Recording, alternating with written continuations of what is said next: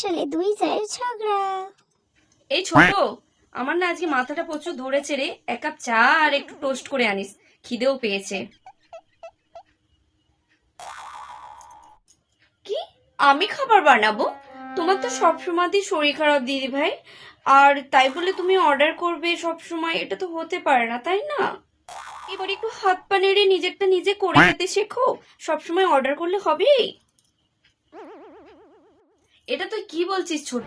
সকাল থেকে আমি সমস্ত কাজ করি, আর সকালে এইটুকুই তো তুই করিস, সকালে একটু খাবার। তার জন্য তুই আমাকে এত কথা শোনাচ্ছিস? আর সারাদিন যদি তোকে আমি কাজ করাতাম তাহলে তুই আমাকে না কত কি বলতিস। তুই আমাকে এভাবেই বললি? আমি তোকে নিজের ছোট বোনের মতন ভাবি, তাই ভাবলাম আমার শরীরটা আমার ভালো নয়, মাথাটা ব্যথা করছে, একটু চা করতে বললাম, তার জন্য তুই আমাকে এভাবে কথা শোনাচ্ছিস?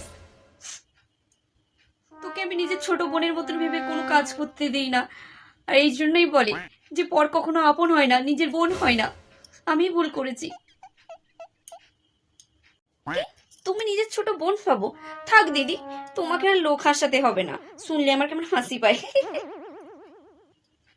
আর তোমার যা আপন করার নমুনা, এইরকম আপন যেন কেউ কাউকে না করে।